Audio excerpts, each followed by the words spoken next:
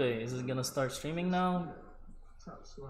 YouTube, please. Thank you, Jesus. For some reason it stopped streaming. It just stopped, like actually fully stopped streaming for me.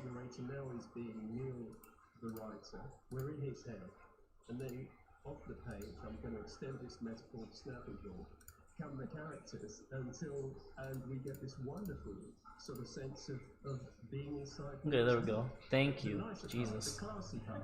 The classy part. Okay, well, besides the star actors, you had to cast something like 150 other parts.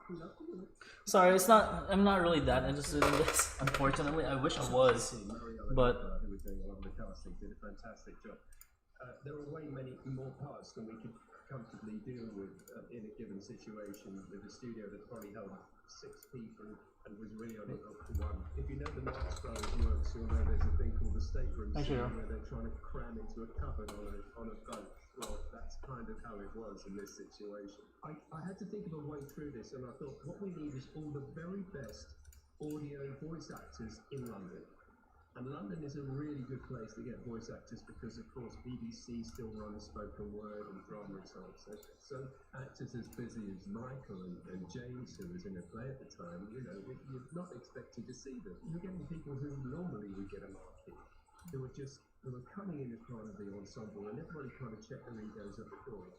And we ended up with a really lovely situation. There were certain episodes, like, for example, The Midsummer Night's Dream, where, yeah, okay, ooh, this is a brand new video game. The late 90s, but the upside was that the cast, we were pretty much doing the story from soup to nuts. So if you're in the room with them, you're watching one of Neil's greatest stories just happen in front of your eyes with a bit of extra Shakespeare here and there. So it was a wonderful experience. Speaking of the amazing cast, we are joined by the devilish Michael Sheen. Welcome to the panel, Michael! Oh, God, how are you doing? I'm good, so happy to have you with us. So, Michael, now you are on the hot seat. How did you put your spin on the music? I mean, I remember when I first read Sandman, I left Wales to come down to London for the drama school, and one of my fellow classmates at RADA, in the first few weeks, said to me, do you read comic books? And I said, no, I don't. And I thought, super weird, I'm not really into that. And sorry, people. And he said, here we are, and he gave me some Alan Moore, gave me Vendetta, and Watchmen, Swamp Thing, and Constantine, and Sandman. And I remember reading the first few Sandmans, and it just sort of, well, I mean, it did literally change my life. It gave me, it sort of both reinforced what I was already interested in, but opened doors, the whole universe of my life, and it created my taste. It led me to finding out about Joseph Campbell and comparative mythology and Carl Jung and Hello. it blew my mind. And Sorry, Reed was on my phone. was characteristic in the first meeting early on in the story, and that kind of young boy look, that image had really stayed with me. So when things were released by that was there at the back of my mind, and I loved the idea. Oh, my back freaking hurts, dude. He looked very angelic. I mean, he is an angel, fallen angel, and that young boy was fallen. Also, really tired. Very angelic. Been up for quite a bit now, for a few hours. Ugh, would love to take a nap. You're expecting Elizabeth to be rich. It's like, hello, how are you? And I love that idea of sort of surprising the audience and putting the right up from which Neil is so brilliant. I wonder who's your favorite character out of all DC characters, and including Sandman Universe too. Which is your favorite? From that, I knew I was entering into No, I can't go to sleep. I'm gonna screw up my sleeping schedule, bro. Or madam, not gonna judge. He is such a singular talent and such a singular vision. I love his voice, by the way. It was All their voices, very European, British. Had this huge fight on our hands right from the very beginning when we told DC Of course, it's Batman. So many people love Batman. For me, it's Superman. every cover. Has to be Superman. I mean, I prefer animes, and manga. The word Sandman would be on every cover. And having lost that battle, So why are you watching? Are you into DC? They were like, okay, well, obviously we don't know what this thing is, and they're doing things that break all the Hulk is not DC. That is Marvel. character on the cover, and they aren't. So you're more of a Marvel fan then. They're just doing their thing, and it really was Dave having that fight, and also around Sandman 9. Come here, Shiro. Karen Berger I want to show you my cat. in New York, and she said, He said, "We no. don't have time It's my cat. any more He's a very precious cat. He said to me, I've been fired. And I said, what are you going to do? He said, well, I'm Nice. What anime do you watch? painting the next. He's the best boy. He says, I'll no. send them over to her, and I'll see what she says. And that's what he Sit. did. He just made the rest of the doll's house covers. He did all the covers. Yeah, sorry, Shiro. Come over. And what was she going to do? They were One Punch. He is a very good kitty. I love him. He's one of the best. I got lucky, or my fiance and I got lucky. which I liked. And he's sort of creeping ever closer, like a game of grandma's clock. Is that what it's called? Every time I look around, he's not behind the camera now. Now he's actually standing next to me in the recording studio. And the radio, Didn't know there was a Sandman. if we get any Was it? closer, Is there a Sandman? we'll have to have an operation for himself. I love the fact that I get to work with Michael. Michael and I have been friends since 2010. And 250th. Oh my god, I forgot how long DBZ actually was. Such a long freaking series. Wish I had chips, but I'm kind of going on a diet. Pretty fat, so. more and more. And the Shiro, very where are you going? of having Yeah, where are you going? Come here. next to me in the studio and Where's your sister? in his mouth and this Now you doing a big stretch? that basically belongs to For me, my favorite anime still is One Piece. You say the his mouth. Dragon Ball Z is long. One Piece is so long. How can that work? It took me forever to get my fiance to fully catch up to One Piece, dude. Greatest actors of our 900 episodes now? Jesus. an absolute delight. We were incredibly lucky at the kind of cast. Some epic anime to watch. Decadence. Great anime. Fantastic, fantastic animation. And it has a great take on the isekai genre, which is, you know, going into a video game and all that stuff. It's very interesting. Because she was a Sandman fan and she wants to write Sandman. I would recommend wholeheartedly Decadence. Not many people have been talking about it, but it's such a good series. Sandman, and we are so lucky. Like we said earlier, the Sandman is in dozens of languages and has been in print continuously for over 30 years. Why do you think the Sandman not only endures, but transcends media? For me, the answer is that I really didn't know what I was doing. And I didn't know what I was meant Yeah, to be doing. and I think it's gonna be 12 episodes. Also, Fire Force. If you love fighting anime, shonen anime, Fire Force is fantastic. I would recommend that as well. Fire Force, at least this this was the current anime now. Decadence and Fire Force. Onto the page. You're good. No worries. Every way that I could tell stories, I was telling stories. I was trying new things. Yeah, if fighting animes are your favorite, then I would recommend Fire Force and Decadence. Decadence is great. Fire Force is so good. And of course, you know, My Hero Academia is there too. Completely of its time. It's the closest one that I would say to One Punch Man, because it deals with heroes as well, and a hero society. It's forgivable because overall, I think along with dozens of astonishing artists, and along with people who are unsung, like Todd Klein. Oh, Bleach is so good. I'm happy that it is coming back, and you know that they are closing that series in a good way. Because unfortunately, Bleach ended on in such a terrible way. I was So making something completely disposable. If I'd known I was making something that would last, I probably would have had a lot more attention, and it probably wouldn't have worked. How about the rest of you? Why does it transcend for all of you? Like I said, it changed my world. I see. No worries, you're good. An introduction to things that have had a huge impact on my life and who I am today. And it led me, you know, it is a story about stories.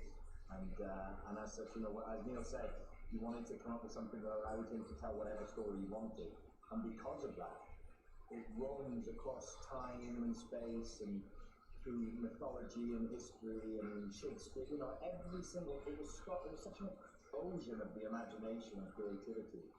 And yet at the same time it was grounded in a real kind of edgy, earthy realism as well. So it had something for everyone, but instead of being a kind of jack of all trades, it seemed so specific. And it was just like, I mean, it's like when I as an actor working on Shakespeare, you can literally feel your brain expanded, like your consciousness growing because of what Shakespeare does in his plays. And reading The Sandman was a similar experience for me. I'm really hungry, by the way. God, I want something to eat. Because of what was in it and what it introduced me to. And because it is about sort of primal, deep things like the dream, like reality, and concepts like fairy. You know, it forces funness. I mean, it's about the endless, and the story itself is endless. So it will go on forever. Speaking from the point of view of adapting it to another medium, what's great about it is that it's doing everything that Michael's just described. I just like my own video because no one else is gonna watch it, so I'm like, yeah. And I'm not using My fiance, yeah, she loves JoJo's Bizarre Adventure, but it is one of those series that's, it's not my certain animation style that I like, but I heard that if you do get into it, it's fantastic. It's beloved. No, also if you want like a dark fighting kind of anime, go watch Berserk. Berserk is really good. And you know what? Vinland Saga. Vinland Saga. It's, if you've ever watched Vikings, and of course we have all that to look forward to, and the rest of the cast as well.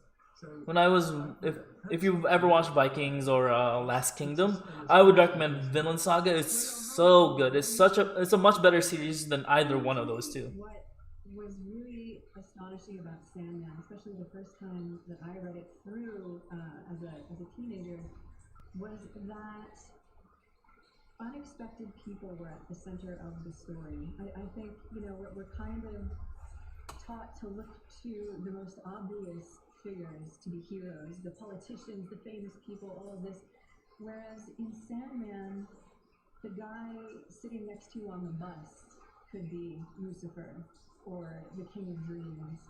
And as such, you get stories about characters who I think were kind of Thank you. I mean, I'm just doing this because I'm already watching it, so I might as well record and live stream it. I work at the hospital, and you know, this is a good way to de-stress. And my fiance isn't home; she's out with her friends, and she's been gone for a whole night. They were going to get her best friend's hair dyed, and then it's been hours. I mean, I've been talking to her on Facebook. It's like, what's going on? It's like, well, I got stuck here. And I saw the progress too of the hair dyeing. My God, it's such a long process. This is important. These people are important. And that was very striking to me. And I think that's part of the reason that it still feels so relevant, because it kind of reminds you there are still stories we haven't heard. Yeah, I work at a hospital. Afraid to talk about. And, here in Arizona. It's great, lots of fun. LOL. And that really has stuck with me through the years.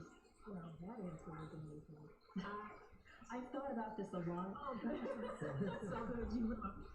I want to thank all. Oh, thank you. I appreciate people like you. I mean, everyone who's working right now needs to be appreciated, right? Especially when you're having to interact with a lot of people in the public, whether it's working at a restaurant, fast food, working in retail. You always should appreciate people that work in the front line. And it's not like, it may not seem like a lot, but it is pretty dangerous to a certain degree, right? I work at a hospital. I know the outcome of it. You know, I know I've seen patients die, and it's unfortunate, you know. I have had coworkers had it. I had a coworker who was denying. Really fun. And right now, as the universal pause button, you know, sorry. I had a coworker who got COVID, who got coronavirus, and she was one of those people that didn't really believe it. They were saying, "Oh, this isn't real. This isn't that much." And it's it's a hoax, it's not that big of a deal. She got it, and then she comes back saying how terrible it was, how tired she was, how exhausted it made her feel, how it made her feel like she was dying. And she's pretty healthy, she's in her 30s to 40s, she's not that old, she doesn't have an underlying condition, she is very healthy. And then she comes back telling me, oh, I don't have that good sense of a taste anymore or smell. Most people don't know this, but one of the things that happens after you have coronavirus is your sense of taste and smell. It goes away. It's not as strong as it once was. She was telling me how her sense of smell, it used to be, your sense of smell, you could smell things for very far, but to her, this is how far she can smell, and after that, she can't smell anything else. What we're doing with Netflix is saying, okay, it's still going to start in 1916. Yeah, most people don't know that because it's not one of those things where Thing that happens in Sandman 1.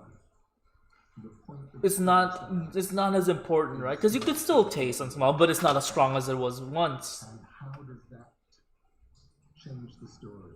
What does that give us? Because it's not as a deadly repercussion of COVID, but at the same time, it's one of those things most people won't think about. What is that going to do to? It's like losing your eyesight. It's not as important until you lost it. Going to do to the nature of characters? What's that going to do to the No, you're not normal again. There's a lot of issues that come up, and some of them can be permanent. No one knows how long yet. To the story and being true to the characters, but it gives us tremendous freedom to go. People have a hard time breathing afterwards. Their lung capacity has gotten lower. They're gonna have to constantly breathe more constantly. I cannot wait to see it. And I just wanted to share that I was a tiny part of the Sandman universe. Check this out. It's a drawing by artist Domo Stanton of me flying through the city. Lovely. I agree. Well, thank you all so much. It's been a wonderful chat. Which video? Sandman. Thank you, G. Willow, Dirk Mags, Michael Sheen, and of course, Morgan. I have no clue, but it's a fairly long video. And it feels like it's long if you're talking about the Sandman panel. It feels like it's long because it's not something that I'm that interested in. I'm officially in and can't wait to dig into Sandman. Right now, let's get back to hearing from our fans and see what questions they or maybe even you have.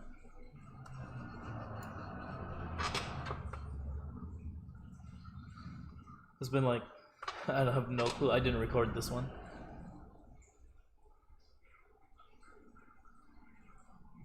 Already Batwoman kind of stands out because she doesn't technically have like a superpower. Everything that she uses to fight bad guys is more of her intelligence and loot and her physical strength. So I do look forward to seeing that portraying in that perspective, like from a Ryan perspective, from like this street kid. I haven't watched the latest Flash series season yet, or a lot of the Arrowverse. I don't know. I kind of got bored with it. I need to rewatch it again. At least the latest seasons. With my fiance, she loves anime as much as I do, so we've just been watching so much anime. We're finishing up Naruto because it's her first time watching Naruto, so. A culture shock for her, but I also think that it's really cool because it's really like when that world meets the superhero world. Sorry, I'm reacting to DC FANDOME right now. I'm reacting to all 8 hours of it, so that's why I'm still not asleep. I'm your host from Mexico City. For nearly 60 years, DC has played with the intriguing concept of the multiverse. It allows multiple dimensions all to exist at the same time, which means multiple versions of me could actually exist right now. And not only that, on these other worlds, I could be a different gender, ethnicity, a villain, or even an alien. I wish I knew what kind of alien I would be. Maybe in this panel, I will find out.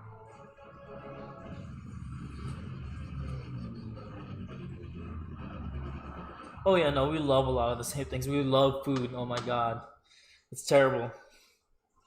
Multiverse. Has been at the heart of DC almost from the very start. But the moment most fans think of is this one. In the Silver Age of Comics, when the Flash met the Flash in Oh, yeah, the Spider-Man. 1961. In Flash of Two Worlds, DC created a story where the Flash could be Barry Allen. And that's when Justice Society came to be. And created the architecture that would allow DC to be expansive, inclusive. Oh, we love video games as well. She has her own gaming laptop. I have the desktop. You know, laid the groundwork for she has a PlayStation 4 as well, which we both play, but we mainly play PC. Crisis on Infinite Earth brought the DC multiverse to fans, bringing together DC superheroes and supervillains in a truly epic event. But this is not the first time DC has explored the multiverse, and trust me, it will not be the last time fans will see it, as DC is fully embracing this exciting creative concept and how it can open up endless opportunities for storytelling for our comic books, TV shows, film, and games creators. You'll find one, don't worry. I am so excited. You shouldn't rush things like relationships, that's all I'm saying. And don't make mistakes, you know, don't cheat, don't do any of that. Don't lie, be honest. Fans can expect to see it on the page. And if you have a crush, by the way. I'm Tiffany Smith, and I'm so excited to welcome our panelists here today. First up, we have got a legendary comic book artist in his own right. He is also the Chief Creative Officer and Publisher for DC, and he sits at the heart of everything DC does and is a master of the multiverse, Jim Lee. Oh, Jim Lee. Thank you. Next up, he oversees DC films, which run the gamut from The Joker to Aquaman, and Ooh, Aquaman is such a good movie. where DC movies are about to go next. Walter Hamada, how you doing, sir? Hello, I'm good. Great to be here. And finally, one of the key architects of DC's Arrowverse and the amazing Crisis crossover event, he is executive producer of nearly a dozen fan-favorite DC shows like Batwoman, The Flash, Supergirl, Doom Patrol, Titans, and the upcoming Superman and Lois, and many. Oh, I'm so excited for Superman and Lois. Berlanti. How are you? Very good. Greg Very good. Berlanti. To be here. So Let's just kind of popular. go to the top of it, and I'm going to go to you, Jim. What exactly is the DC multiverse for people who may not know? Yeah, and I think when people think about superheroes, you know, they know the names, the costumes, the powers, the origins, and it kind of tends to be this sort of monolithic kind of thing. But one of the things that really is distinct and unique to DC is that it's the first large work of fiction that has leaned upon this idea that we are not alone. We have this reality, this Earth, but that there are ultimate realities. Yeah, and then Marvel did copy that. The infinite number. And on each of these different Earths, we exist, but maybe in slightly different variations, right? We might be different gender on another planet, or we might be Who looks like somebody you know. And this extends to all the superheroes. So you start seeing this kind of endless spectrum of characters that you can create. And so it allows us to have the freedom and to create different versions and then lean upon that canon as we, you know, Oh, change the up girl is on the screen right? mythology and Not right making now, our but characters to better was reflect on the kinds of screen. diversity and inclusivity that our audiences want and that our audiences live in. And you kind of touched on it already, Jim, but let's go to you, Greg. How do you feel like the multiverse really informs the stories that you tell for DC TV? I would say that when we started out just with Arrow, 8-9 years ago now, it wasn't our intention to replicate what everyone had done so brilliantly in comics, and it wasn't until the Flash came along and we tried in the pilot of the Flash to put the two of them on screen together, that I remember watching that first scene of the two of them together and thinking like, oh wow, this makes me feel like the DC books made me feel, like 1 + 1 = 3. The other thing it allows for is the vastness. You really feel the vastness of each of these different worlds, and I think it adds to the importance of these heroes and the myth of them, and that's been really exciting. And again, the element of surprise. Am I nervous streaming? No, not really. It's not something that I'm nervous with. I've streamed on Twitch before. It's not my first time streaming. I've streamed multiple times before. I'm just not very good at like attention. Especially when it's not really that. When it's not something that I'm really interested in. Not a lot of people are on my channel right now talking. So, I mean, there's not a lot of people watching anyways. But still, you know, I have you, which is cool that I can talk to you. That's incredibly exciting. Well, and I think it's something too where, you know, we talk Why do you about ask? Do you get nervous when you stream, or if you've ever streamed? Same thing on the TV shows, where it's when you bring a character from one show into another show, those writers now get to play with that character or a different version of them, which I think the fans, myself included, have loved seeing on TV. Yeah, that's a lot of fun for the actors. They love it when they play a villain version of themselves from another planet. Everybody loves to play a villain. You face some of the greatest evils known to man, and you defeated them. If you think so highly of yourselves that you can defeat any threat that comes your way, God, that was such a good review. I mean, it made sense, right? Except for the Flash. How do you feel about us? And like you said, it wasn't, you weren't really thinking at the outset about getting to this place of Crisis on Infinite Earth and seeing all of that. Can you talk to us a little bit about just leading up to that and everything that happened before, and maybe like when you got to the point where you're like, yeah, this is something we really want to talk about? Well, I mean, really, it was so much of our motto behind the scenes was to try and create episodes and seasons and shows that we would want to watch. And so it just inevitably kind of kept going in that direction. One of my fellow EPs, Mark Guggenheim, is my own personal encyclopedia for a lot of knowledge of these things, and was really, the centerpiece of production-wise pulling the scope of those things together. And I would be remiss if I didn't just say just how much his own passion for all that has been, very inspiring. But we sort of kept, building block by block, and then truly in the last. Oh, Elder Scrolls Oblivion, I love. With Well, Walter and with Jen, here's the thing. it's really Elder just Scrolls Oblivion and Skyrim are two games that I cannot play without mods. Because they just, to me, their story isn't as we just kind of kept finding new ways to get all of our characters together, and then in depth as as like Dragon Age Origins, one of my favorite RPGs of all time. So I need mods to like make it interesting and make it more. Because to be honest here, there's so many bugs in Skyrim, it's not even funny. And that it was really epic. I mean, there were just so many, obviously, so many Easter eggs and so many different little characters. But then, Oh, nice. The guys I'll take a look at it in a little bit. If we could we possibly fit in Ezra? Is that a possibility? That's really for the first time historically combining a TV character and a film character in that way.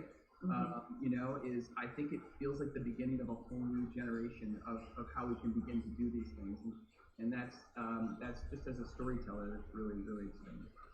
Well, I feel like I remember when I first played Crisis on Infinite Earth. What's next? in Skyrim, when you get hit by a freaking giant and you just explode, not explode, but go up into the air, thousands of miles up. Because certain worlds have been combined, we're mindful of that now. In terms of how that will affect certain shows, and in terms of what our crossover event will be next year, I think truly because of COVID right now and the pandemic, our aspirations aren't quite as large. We just like to start shooting again. That would be, happy to invite any featured characters that the guys want to have on. I think that was truly a thrill. How did that crossover event happen with Ezra? And talk about the conversation of when you guys were like, could this work? Can we get him here? We've been developing on the feature side our Flash script for a while, which was leaning into the idea of the multiverse and playing in that sandbox. And again, I'm focused very much on the movies and what we're doing, and Jim was just like, would you, since we're leaning into the multiverse, do you think Ezra would ever do this crossover? I picked up the phone, called him, and before I could even finish the pitch, he was like, I'm in, tell me when, where, like, he's just such a fan, I think, of the character, and I think of the universe,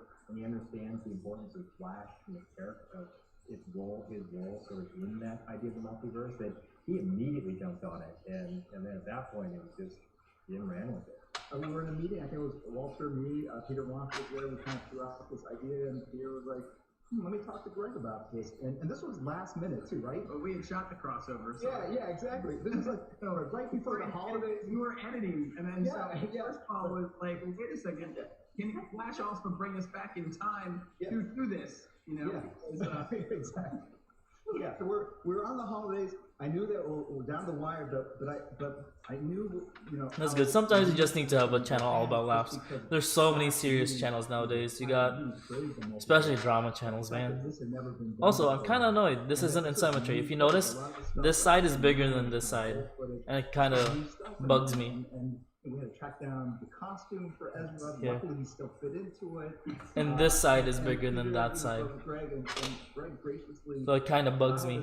to do this Hard. at the last minute, very last minute, and Mark wrote dialogue at the last second, sent it over, had it kind of vague enough to not create too many expectations, but kind of solidify the fact that this is happening, that these flashes are both the Flash in different universes, and the cool thing is, Ezra's Flash never named the Flash in the movies. He got his name from meeting Grant, who knew he was a Flash, and like that's like so cool to have that introduction into the canon, right? And so that was it, and it came together at the last minute, and you know, it worked out great. Those guys kind of improvised in the lines, and They definitely improvised. Yeah, it was touching and funny, and it was just a great moment. And then when it went live, man, people's heads exploded. And I think, well, there were a lot of people who worked on the show and had shot the episode and didn't know that it was in there. So they were watching. There were people that had been in the episode that were watching it live that night that wrote me, "I didn't know about this. Did you keep this a secret for me?" And I was like, "No, I wasn't. We just did it last week." Yeah. Is this cosplay? Oh, do you want a selfie, bro? No, I'm sorry. We're not. No. I'm also the Flash. Just the what? The Flash. Flash? Flash. It's complicated. I like your outfit. It seems comfy. Yours is pretty cool. Smooth. Safe. Breathable. Barry Allen. No! What does that mean? How can This should be impossible now. it be possible now? You don't know about the. Oh my god, don't do this to me. I don't know about the what. Well, I gotta talk about background because I know. It used to be my favorite YouTuber was the late great Total Biscuit, and now it's Jesse Cox and Co Carnage, Twitch and then now mainly. in the film piece as well. And also Strictly Dumpling for food.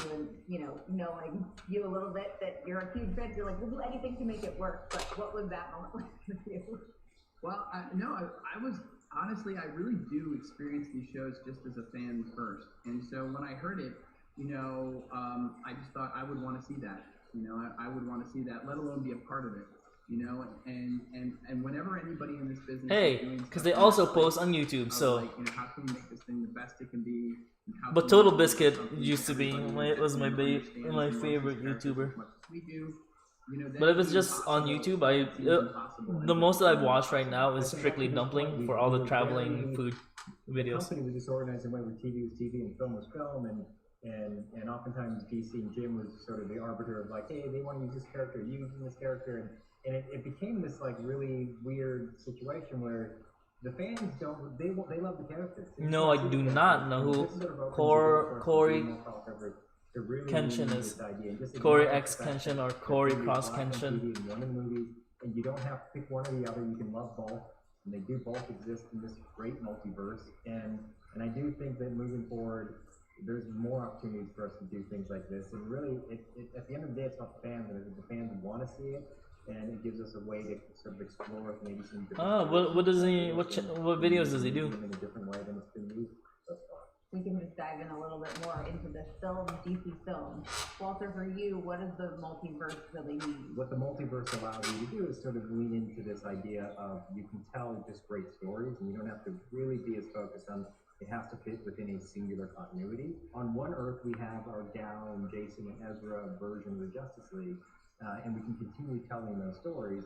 While on a separate Earth, we don't have to worry about the continuity. We can have a more grounded, real Year 2 Batman and build out that world and not really worry about continuity, story elements, and etc. And so it's really kind of the best of both worlds and allows us to take advantage of gaming. It's great about what we've done and really. I hope we get the Batman in here.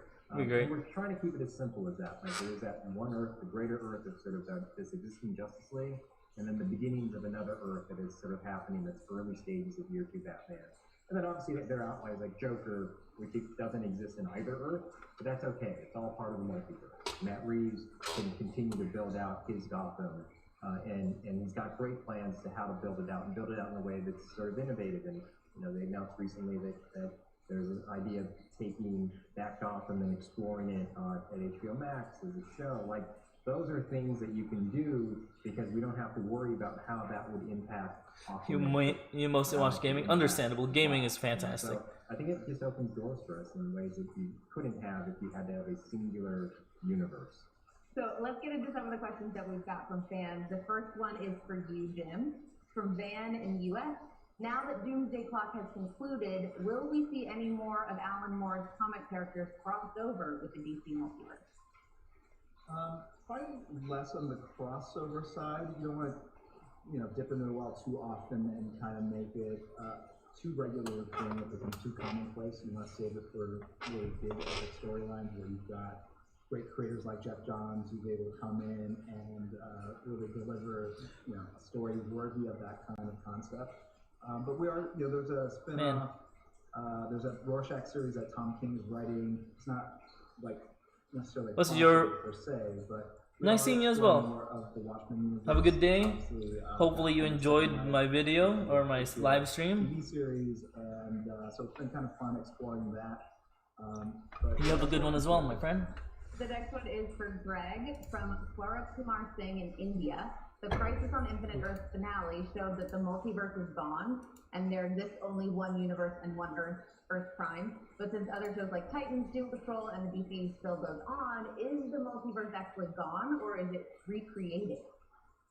It's not gone. It's that was to really help us, sort of like the original reason for Crisis, when they were like, oh, we have too many worlds, let's start combining things for the purpose of the books. I think for the purposes of the CW, those worlds are now one. But off network is like being off planet in a different part of the multiverse, but it's still alive and flourishing. The multiverse. Every existence multiplied by possibility.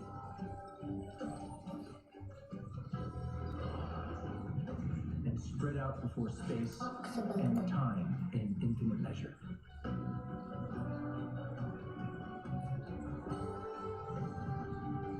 Civilizations rose and fell. Fucking go. And rose again across reality's grasping expanse. Life, a precious gift, persevering in the face of every obstacle. I wonder eventually they're just gonna put it all into one big movie. Oh, I was gonna ask, what was your favorite video game? Until finally, the age of heroes was born. That looks great. Okay, well, the next question is for you from Sumit Day in India. Will we get more multiverse movies or even Elseworlds movies like Superman, Red Sun? I think the possibility is there. It's not, it really comes down to, like I said, our focus is great stories. And so if we come across the right filmmaker with an interesting story, He dresses like a real Asian person. within our existing I have that same line, exact shirt. And it would work as an Elseworld, we would definitely explore it. I can say we're not currently developing Red Sun, so that isn't one of them, but it really comes down to when the right filmmaker or the right idea comes together. That's the beauty of multiverses. We can explore it. We can go down the road and take a shot at it. But what we don't want to do is be in a place like Jim was saying, like it should be special. It doesn't. You don't want I don't think you want an Elseworld movie every year. That'll be annoying. Like clockwork. Like it'd be much better for it to be a special thing. And we also want them to be great. We want them to be special. We want to make sure that it doesn't just sort of feel like we're just cranking out a volume of different versions of these characters. There has to be a reason for it, and I think it has to be a reason that we're excited about, that we think the fans will be excited about. So, yes, the answer is yes. There will be opportunities. That one is not one that we're currently exploring. We've got one more question for all of you guys. This is from Ryan Teller in the U.S. With the existence of the DC multiverse, how do you approach managing a wide variety of characters, stories, and universes? It's actually a fantastic question. And how would you work to help keep the audience connected with such a large variety of characters and stories? I imagine that you guys all have like a board somewhere in your house. It's like you open the doors and it's like, here's the characters and the whole world connected beyond. I don't think you really have any of you have that. If you do, please show us right now. It's like one of those True Detective scenes or something where it's just like newspaper yarn, just yarns and pins. Yeah. I think that is the challenge. There's so many characters, so many versions, but we have people. My dog is barking right now. She barks in her sleep. Company, these are the assets we track and try to make sure that there aren't inconsistencies and that we are constantly communicating between ourselves so that we deliver something that's satisfying and maybe paints a bigger picture. And now that this has been established, this multiverse across all of the content, I think there's going to be I'm really hungry. Thinking of coordination like getting something to eat. deliver even cooler. What surprises. cereal? I need to eat that next. I just want to really thank and applaud, Greg, for really laying the groundwork for all this because they didn't have to do this. From what I hear from Mark Guggenheim, it's a crazy amount of work, and bringing all these people together to deliver something that could potentially be very confusing or complicated, and being able to tell a story that's kind of derived from canon, it is an amazing thing. And the fact that they've been able to do it year in, year out with different kind of crossovers and big events has been a real blessing, I think, for the DC universe, and has kind of shown that it can be done, but we just need to be on top of the storylines and where the characters are and how they're being used. But that's part of the job, and there's a lot of fun involved because you get to really explore really deeply into DC catalog sometimes. When we were first pitching the idea of certain characters, there was a sense of like, okay, well, this was years ago, but like, oh, we might use this character in the movie space, so maybe we won't then use the character there. And I would say, well, I can watch an animated Batman, and I don't confuse animated Batman from the Batman in your movies to, something on a show, but it doesn't mean that we still don't have to warrant using that character. Certainly any kind of character with that kind of size and scope and that much meaning in the world like this. But, so we want to justify our use of any character, but at the same time, ultimately, I think it's in the, as we bring all these characters into live action and to life, it's just so much more enriching and rewarding for everyone, to feel like, okay, the best idea wins, and the best version of the story is going to be what we're all really trying to serve. I think in the past there's been like, well, features might do something with that, so stay away from it. It could be years before that character ever showed up on the screen, if it even showed up on the screen. Getting something to eat. It was clear to us, like, it doesn't make sense to hold that back from fans.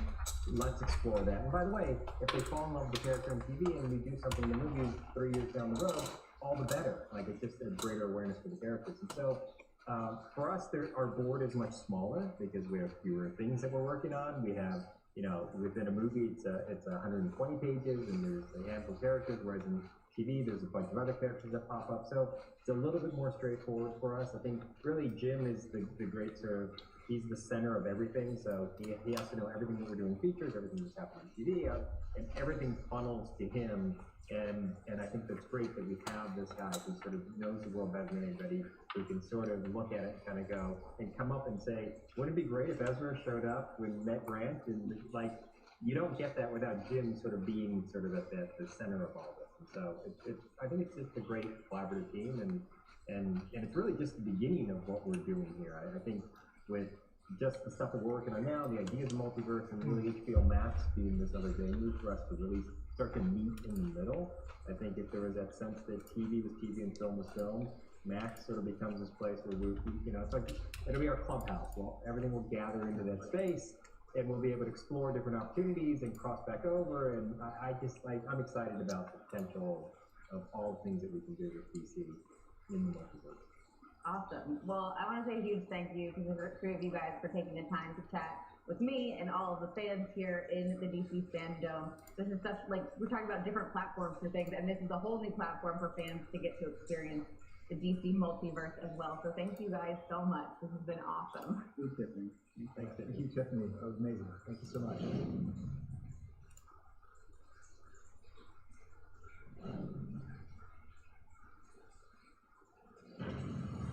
Dude, I would love that.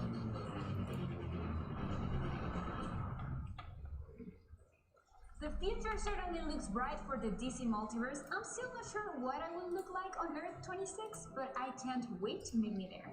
Now, if you're a big DC fan like me, then I'm willing to bet that you cannot wait for the Flash feature film to electrify the big screen. The good news is that you don't have to wait that long, because we're going right now with the filmmakers and the Flash himself, Ezra Miller. Ooh, we're getting Flash. Hell yeah! Finally, after so damn long, we're getting Flash shit. Thank you. Hopefully it's good.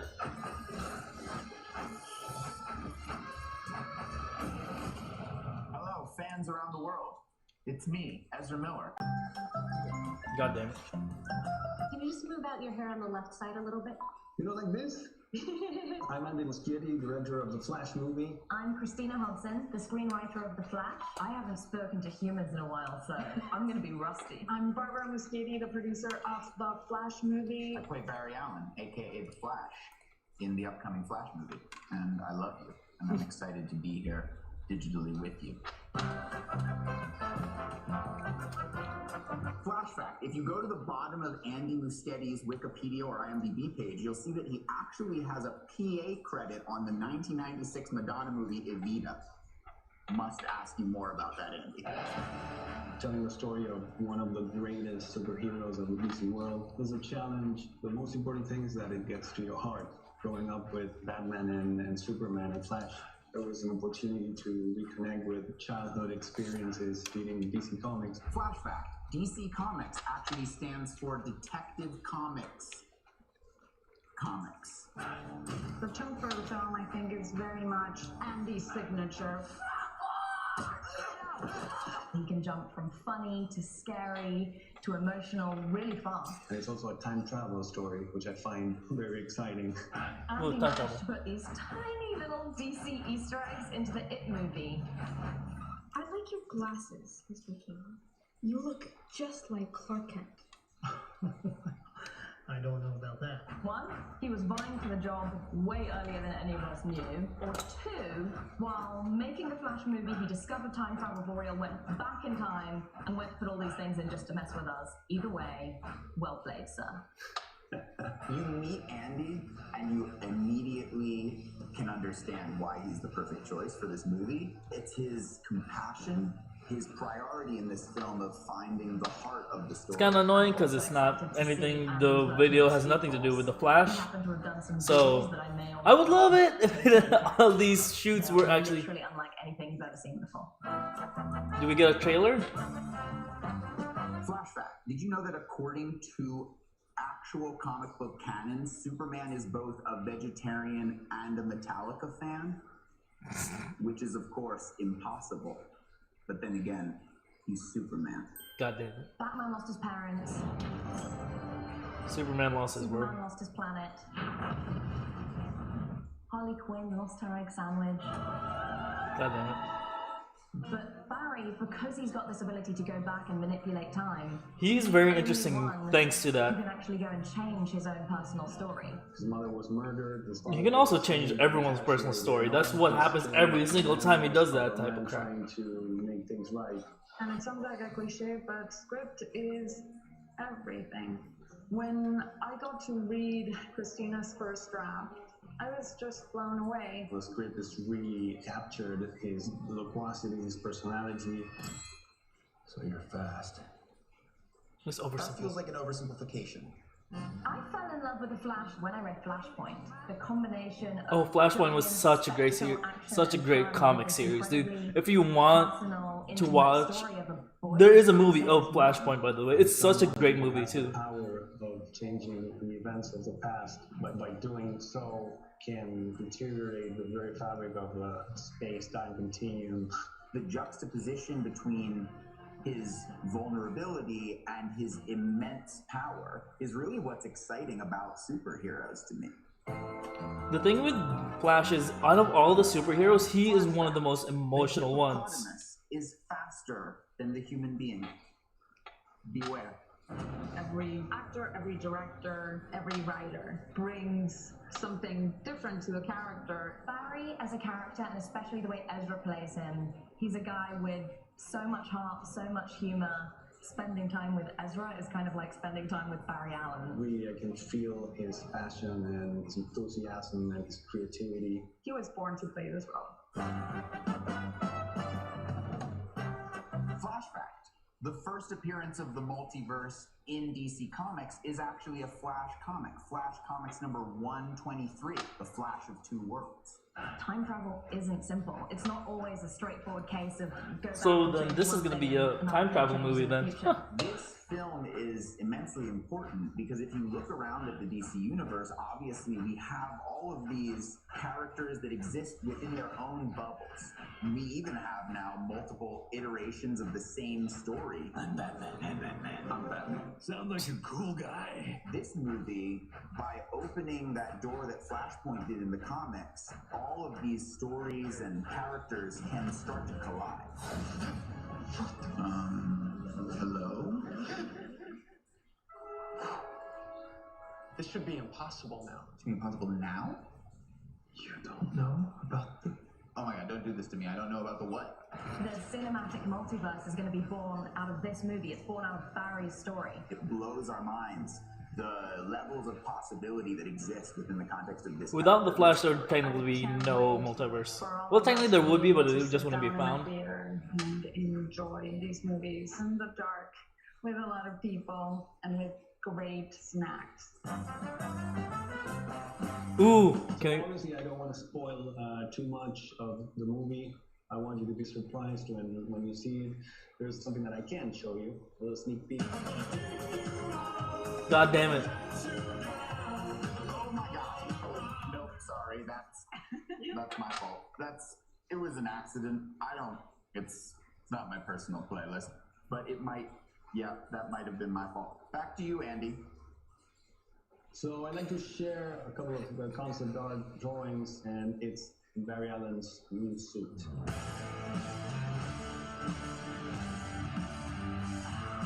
It's an interesting new suit. As you can see, it's more organic. You can see light embedded in it. It has been built by his friend Bruce Wayne this time. Interesting. Flash fact. The first ever Batman movie is actually an unlicensed Batman Dracula movie made by Andy Warhol with a soundtrack by the Velvet Underground. It's unreleased, but there's 39 minutes that have been recovered, and I highly recommend watching them. They're extremely strange.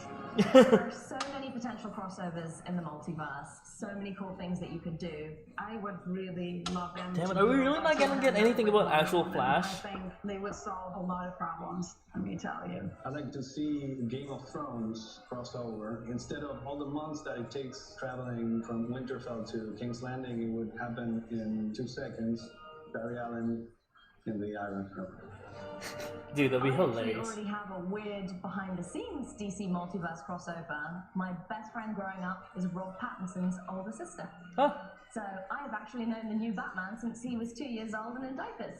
I would like the Flash to meet in the multiverse Nicolas Cage. Not the Nicolas Cage Superman that never was. I want the Flash to meet Nicolas Cage, the person in this world who I believe probably does have the ability to transcend space-time. God damn it. It's a real proposition.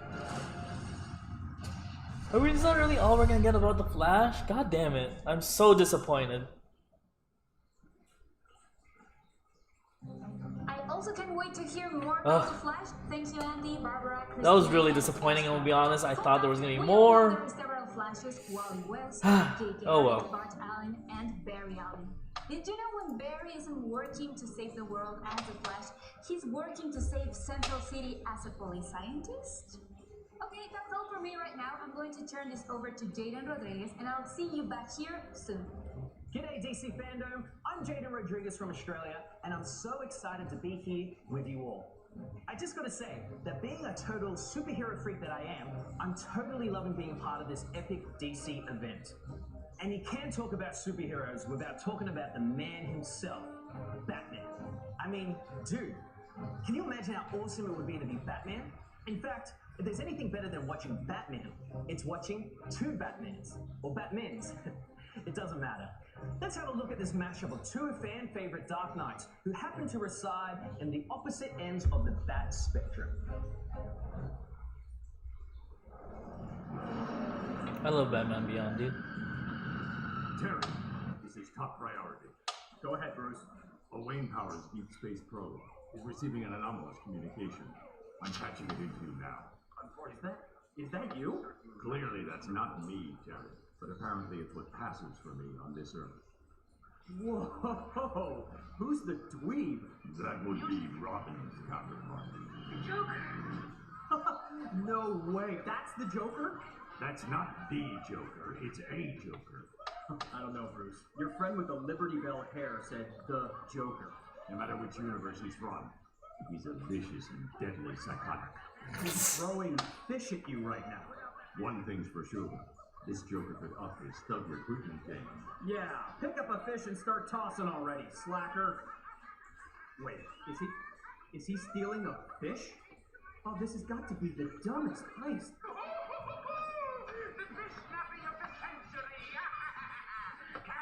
Hey, swell costume, by the way, Bruce. Must have taken forever to get the iron on that symbol just right. Hurry! To the Batmobile! Oh, this one. Actually, that ride's pretty sway, Bruce. Don't let them catch you from behind. What an odd thing to say. Hey, Bruce, I just noticed something about your car. again, not my tower. But what is it? Are the eyebrows painted on? Oh, what are? You know, my great aunt does the same thing with her eyebrows. Totally works for Aunt Phyllis. What the? Now what's going on? Where's this? I'm not sure, but whatever it is, it must be built on a hill. Joker, bro, this is really actually stand to run a hilarious. comb through that wig, huh?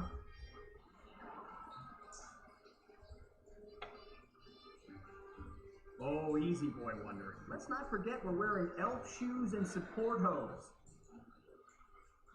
God, he is wearing elf shoes. Shushing at this point. What's with the 57 random telescopes lying around for no reason? It's fishy here, Batman. The Gotham High girls volleyball team's gonna be ticked when they find out their net was stolen. Actually, I'm not sure which is more disconcerting. His trap, or the fact that these two can't seem to find their way out of it. How about a fish fry? Ooh, fish fry guy here is angling for a promotion. Settle down there, fish fry. Jesus Christ. What is this? What is it? Look at the Joker. Is it my imagination, or does he have a mustache? Now that is just not right.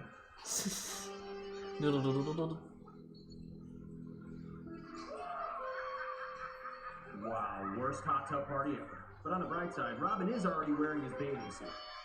I couldn't possibly deprive that poor hungry clam of its dinner. Hold up! That's a clam? Very touching. Oh, I wonder what a succulent hors d'oeuvre you Oh my god, he does have a mustache. It really is quite unsettling. Well, a giant man-eating clam is... Wait, you're talking about the mustache again, aren't you? It's mesmerizing. I would have gotten out of this in 2 seconds. Aunt Phyllis could have gotten out of this in 2 seconds. By the way, Bruce, what do you feed paper mache? Oh, what a idiot face! Oh, be nice, Venus. Robin's sitting right next to you. You get it? She was talking about... Never. Mollusk? Some mollusk. Push yourself away, Robin. Is it weird that part of me is rooting for the clam? Robin! Why is this so entertaining? I was actually feeling bad for Robin, but then I saw those elf booties again, and well... Hey, what happened? That's the end of the transmission. What do we do? Not sure, but I know what we won't do. What's that? We never tell anyone what we saw here today. Seriously? Not even the mustache? Never. I can tell you're serious. Know how? Your eyebrows, very expressive on their own. Why you ever chose to paint? Don't you start. I love that, that's so cute. I love it. Batman has such a great sense of humor. Okay, devoted fans teamed up to show out in force at the DC FANDOME. Let's take a look at some of the best group cosplays, and coming up is a showdown like you've never seen before. Stay tuned for lots of fun and games with the Suicide Squad.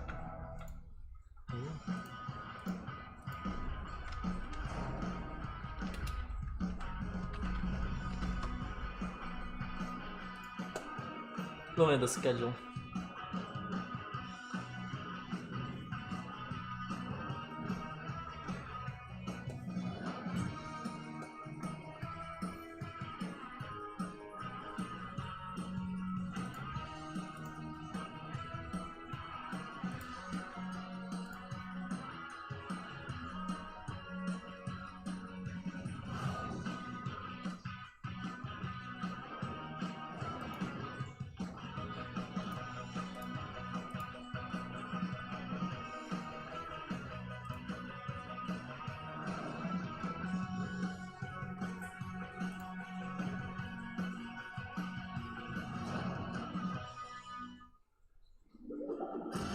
Anyways, I think that I'm gonna say as much as I wanted to live stream all of it, unfortunately, some of the panels are things that I'm not interested in, and I don't want to live stream me just being bored.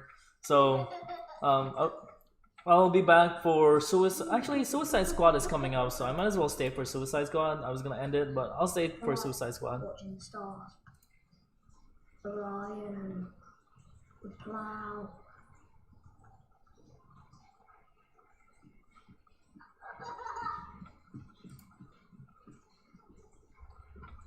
I'm on Twitter right now.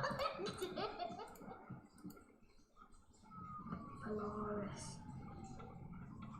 And the big triangle thing.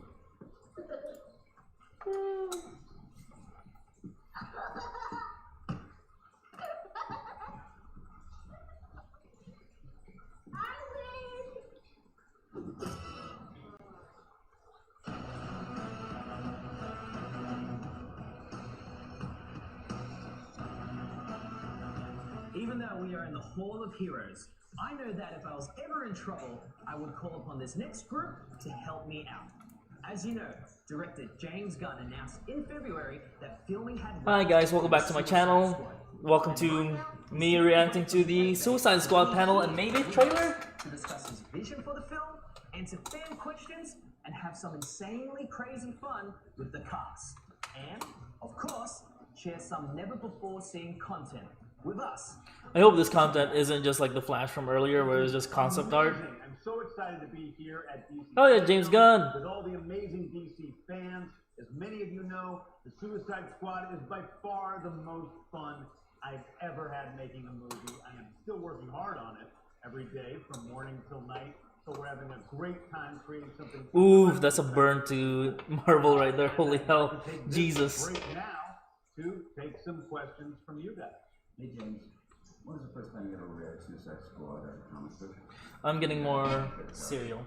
I read John Ostrander's original run of Suicide Squad, so I remember reading the very first issue of that run and falling in love with the concept, with the character. That's probably why he honestly did Guardians of the Galaxy. He loved Suicide Squad so much. This was like a super villain version of the Dirty Dozen, and I loved the character of Amanda Waller, who was so different. I guess it's not really Guardians of the Galaxy, right? Because Guardians of the Galaxy are still superheroes no matter what. At the end of the day. Kind of an Oopsies, sorry. anti-hero, but kind of bad, kind of good, not physically the same as everybody else you saw in comic books. And I just thought she was so cool. And of course, I loved all the characters. Amanda Waller is... Ugh, I hate that character. I had a great time reading that initial book. My name is Maisha Palmekar, and I'm a loyal DC fan, and I'm making this video from Dhaka, Bangladesh. I have a question for James Gunn.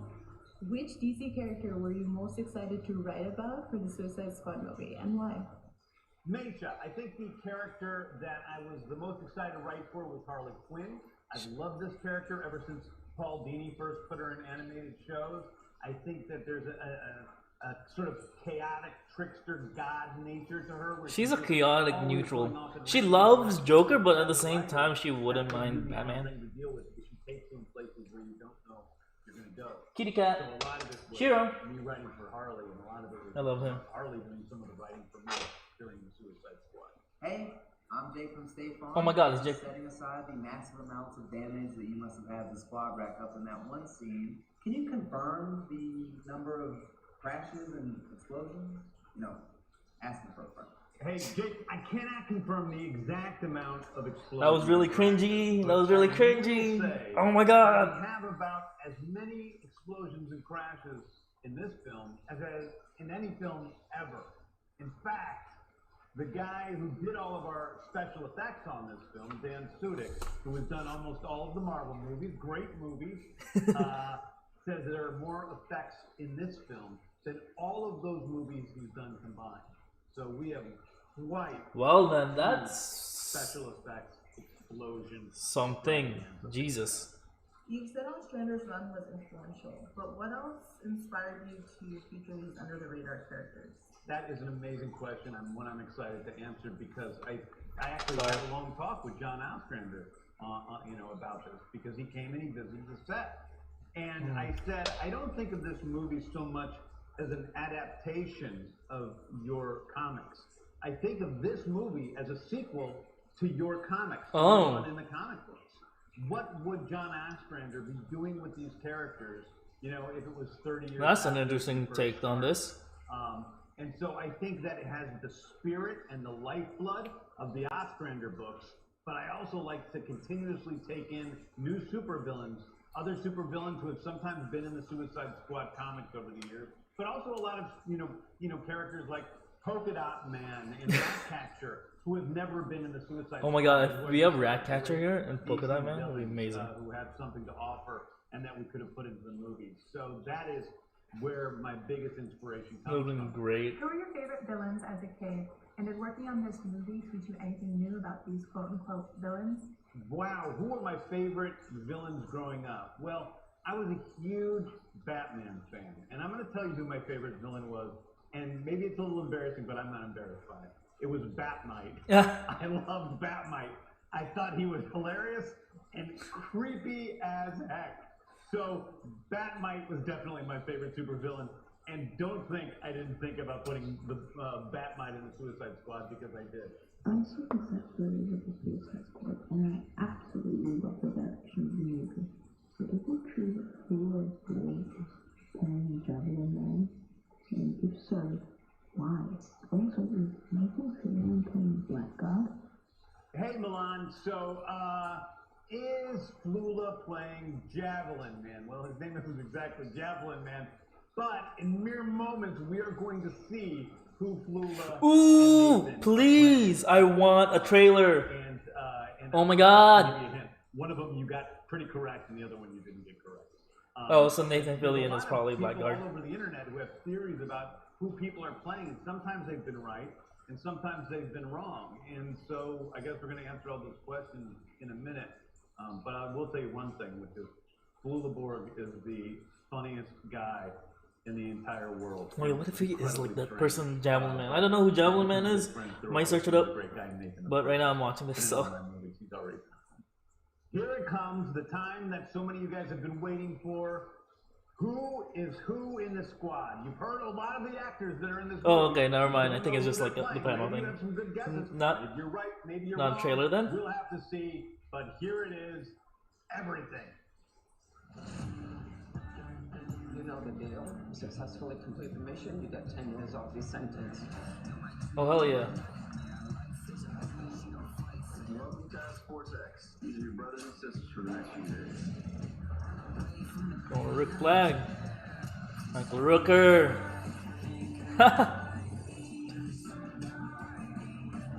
God damn it, he is.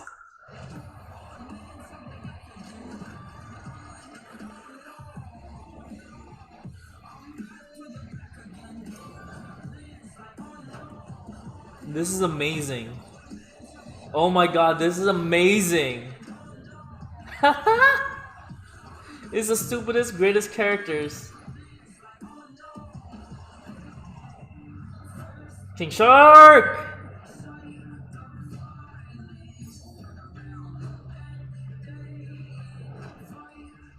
Mongol. Peter Capaldi. Oh, hell yeah. Is the Thinker?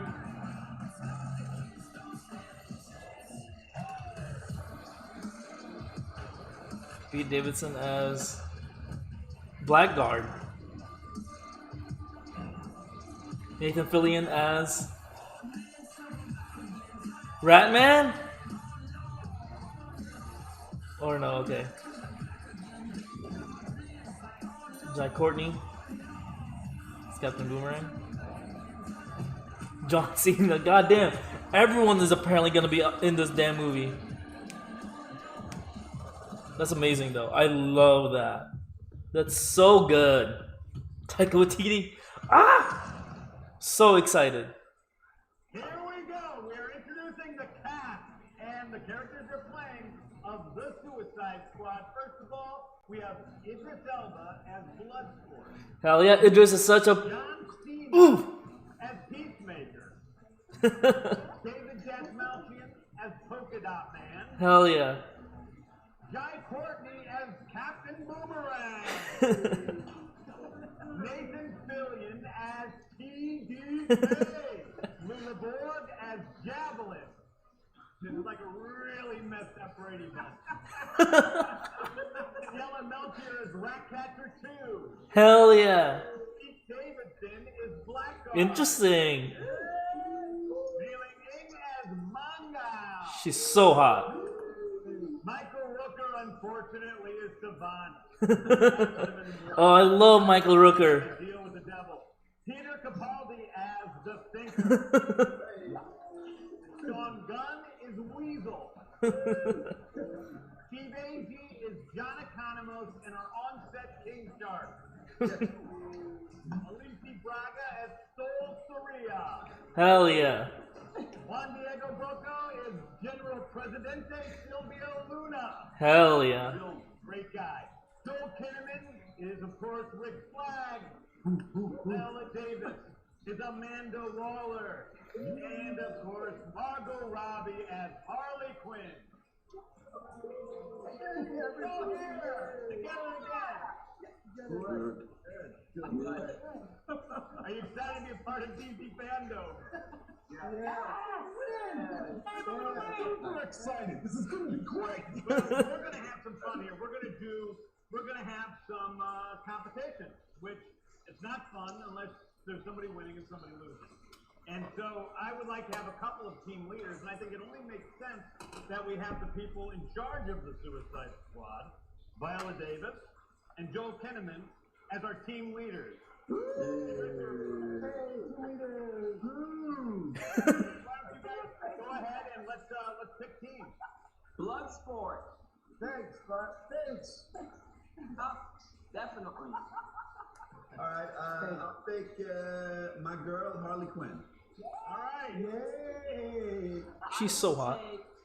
Savant. Oh, good for you. What a I love Michael Rooker. And you guys have teams together too. I can't believe you made that mistake. You just did a big mistake. John Cena. I'll take John Cena. I want to reassure you that that is a horrible decision. I already know. He's so hot too.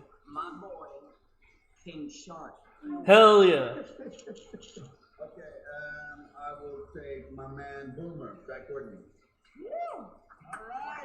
I think the hottest boy there, hottest man, hottest daddy of all of them, has to be Idris Elba. I will take Lula Borg, the Javelin. Yes, I guarantee we will lose. Yes. Take Polka Dot Man.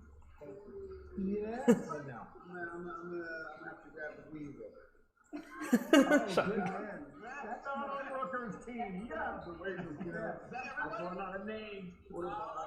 What's you making me feel really bad. It's so sad.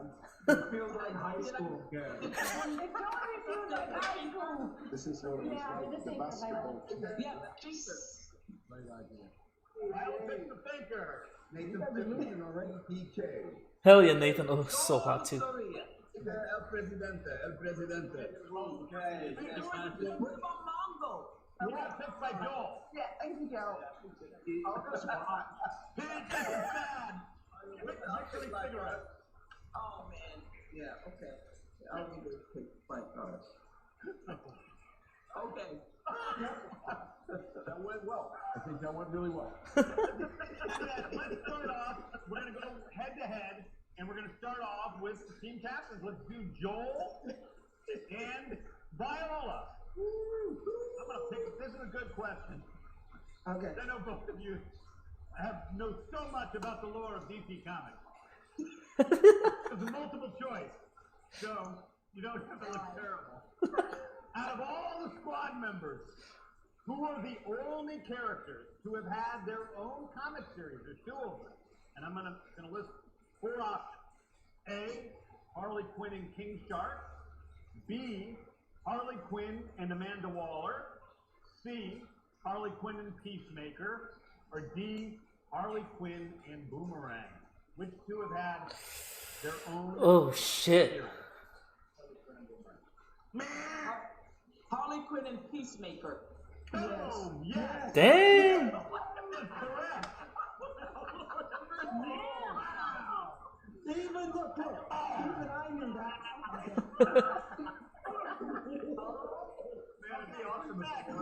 Polka Dot Man. Polka Dot Man. Again? Mr. Sean Gunn. Weasel versus Polka Dot Man. Old friend. Oh, I want a softball. Oh, yeah, give us a special guest. ¿Qué tal, amigos? Hola. ¿Cómo están? How are you? I've got a question. What career military man probably wishes he'd never followed in his dad's footsteps? Joaquin, the great Hokey Loco. Rick Flag Jr. I have Super Grover. Is Super Grover not Super Grover? Wrong, Sean. Junior. You're wrong. Wrong canon. What's the creativity? Now, there's no multiple choice. You just got to answer right away, and you have to have it be the right choice. Okay, okay. Who has more tattoos? Harley Quinn or Pete Davidson? Harley Quinn? No, 8 of Pete, Marvel gets another point. I was thinking about this character. Oh. We were shooting. This is a language. This is a misunderstanding. That's how you use your answer when something goes wrong. Who's next? This is such a fun cast. What is the government's official code name for the Suicide Squad? I thought it was the Suicide Squad. No. Mayling's dying over there. Task Force X. I can't say that even if I knew the answer. You say it in the movie. Some of these are too easy. Hey, can we go to like one of our secret guest questions? Hey guys, which team member would you sacrifice first? Correct answer. Yeah, you were serious. Is that what you said, Steve? What's the answer, Jen? I would have to go with Savant because he's played by Michael Rooker, and if anyone here has ever had to spend a day working with Michael Rooker, I think they'd probably have the same answer. You know what? People are always like that. They always want to get rid of the most dangerous one. Yeah, I understand where you're coming from. All right, we're going to have Flula versus Elise. Oh boy! Which character made his or her first full appearance in Superboy number 9 in 1994? A. Mongal. B. King Shark. C. Bloodsport. D. The Thinker. May I The ask Thinker. a question, Mr. Gunn? Oh no, yeah. When you say full appearance, does this mean like everything was exposed? The character was not fully exposed. No, the character had some items of clothing on. Got it. Then I would answer King Sharky. I was going to say D. B. King Shark. How did you guys know that? Oh, I said King Sharky. That's incorrect. So okay, so go to Elise. Yeah, sorry. Jeopardy rules, guys. Pronounce it right. Like not even when you get. wait, he doesn't get that. You can't just give away the point. You can't give away your point. This is the most chaotic. This is so Suicide Squad. Hey. Yeah, Flula's on my team. What are we doing right now? What's happening? You keep complaining. This is so confusing and so goddamn chaotic, but I love it. Wait, I'm not on Brooke's team? I thought you were on my team too. Oh. But no, you're not on my team. Okay. Wait, we have another special question. Why don't we do the last special question? Hi guys, so now I have a serious question for you guys. I'm gonna test your smarts. Who shot Superman? Was it J.R. Ewing, Peacemaker, Bloodsport, Amanda Waller? Let me know. That is Storm Reed. My daughter. Which of your characters is in prison for shooting Superman? Bloodsport. Bloodsport. That's correct. Nice. Bloodsport is in prison for shooting Superman. With a trick on. Storm Reed turns in an amazing performance in the film, and some of the most memorable scenes, like really amazing movie. Really, truly. What movie is that? Oh my God. Is there anybody left? Pete, who's left? Blackguard. Against two. Lula. Oh, great! Oh, Okay. Lula. Who will lose first, Pete? What comic book series did the Suicide Squad debut in? A, The Brave and the Bold. B, The Bold and the Beautiful. C, The Bravest of the Bold. Or D, Time to Die Hard. Yeah. Brave and the Bold. Pete, it's yours. Pete, you did it! All right. Idris Elba, Bloodsport, versus Mei Ling, Mangao. Okay. Come on, go! Which character? I want her to squeeze my throat so hard. Same with Idris. Which character goes into the mission armed with the most weaponry? Bloodsport. Oh, isn't that something? Yeah, that's the old of the duck that can. The condition. Polka dot can do. I mean, he's got hundreds of weapons on it. Well, it's just one weapon. It's polka dots. Oh my god, it's so cringy at the same time too. What the hell is this? The Mandel's weapon that he wears in the movie? Oh, come on. He does not. Actually, I was editing a scene yesterday, Idris, where and I noticed for the first time that you're going up the side of a wall in your Mandels. Yeah.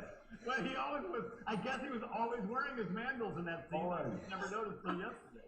Danielle loves those mandals, don't you, Danielle? Okay, who's next? If given a chance, which superhero would your character like to take down? It's not about taking anybody down. It's about trying to bring yourself up. You know, spread some positive vibes. Cena for president after that answer. I'm going to vote for Sean. That's it. Which new addition to the squad was the biggest surprise to you?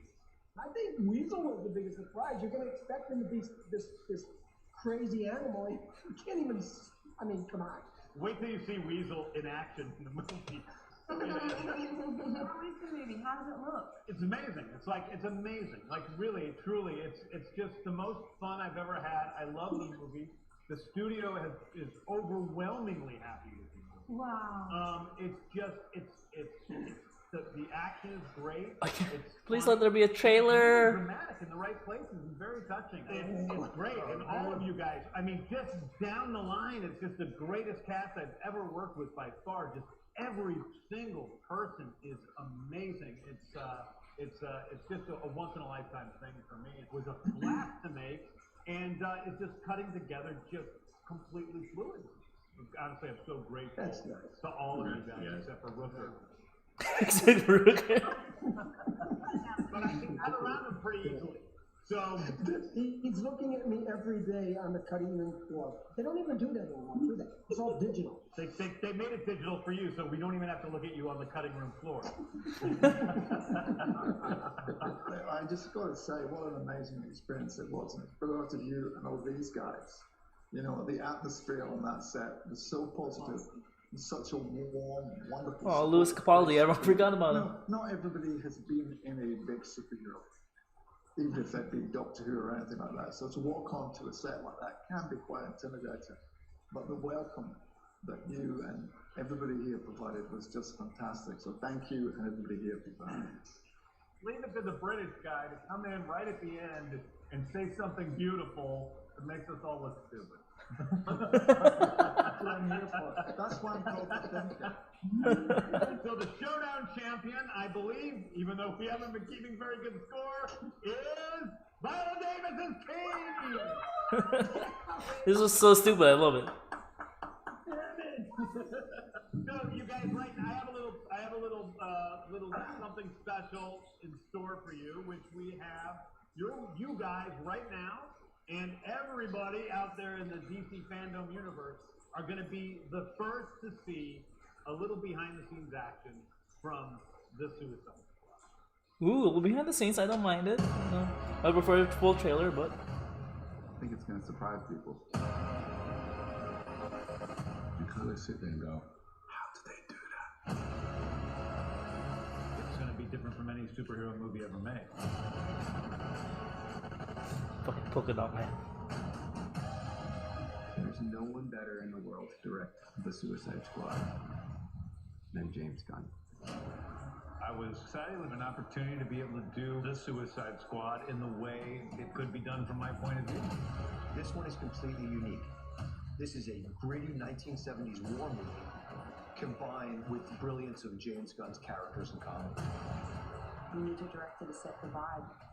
The Suicide Squad is just a twisted fantasy of characters. Within each of our characters, there's a certain beauty.